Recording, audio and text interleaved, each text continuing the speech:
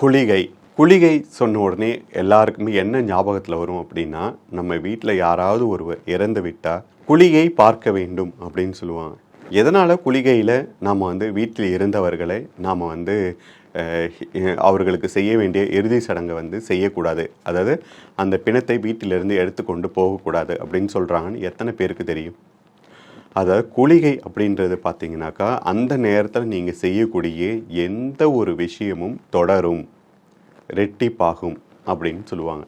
அதனால தான் குளிகையில் மட்டுமே இறந்தவர்களுக்கு செய்யக்கூடிய எந்த ஒரு விஷயமும் செய்ய மாட்டாங்க. அந்த குளிகை முடிந்த பிறகு தான் அவங்கள இடுகாட்டுக்கு கொண்டு போய் அவங்களுக்கு செய்யக்கூடிய ஈமை சடங்குகளை செய்வாங்க. இதில் இன்னொரு நன்மையான விஷயமும் இருக்குது. என்னன்னு கேட்குறீங்களா? கண்டிப்பாக ஆச்சரியப்படுவீங்க. எல்லாருமே இதை இனி உங்களோட வாழ்க்கையில் நடைமுறைப்படுத்துவீங்க. அதாவது குளிகையில் நீங்கள் செய்ய வேண்டிய விஷயம் இருக்குது. அதாவது நிறைய பேர் கடன் வாங்கியிருப்பீங்க. இன்றைக்கி கடன் தொல்லையால் ரொம்ப கஷ்டப்பட்டுட்டு இருப்பீங்க. என்னடா இது வாங்கிக்கிட்டே இருக்கும், இதை எப்படிடா அடைக்கிறது அப்படின்னு நீங்கள் நினைப்பீங்க. நான் சொல்கிறத செய்யுங்க.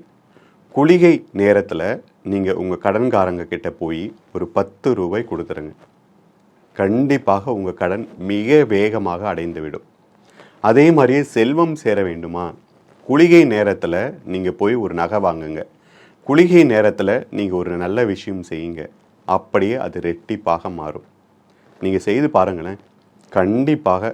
அதுவும் முக்கியமாக இன்றைக்கி எல்லாருக்குமே கடன் இருக்குது. கடன் இல்லாதவங்க இங்கே யாரும் இருக்காங்க? திருப்பதி பெருமாளே கடன் வாங்கியிருக்காராம். அப்படி இருக்கும்போது கடன் வாங்கியவர்கள் குளிகை நேரத்தில் நீங்கள் 1 ரூபாய் முதல்ல கொடுங்க, உங்கள் கடன் அடைந்து விடும். செல்வம் சேரணும் அப்படின்னு நினைக்கிறவங்க, நகை வாங்குறவங்க, நீங்கள் அந்த நேரத்தில் போய் வாங்குங்க. கண்டிப்பாக அது பெருகும்.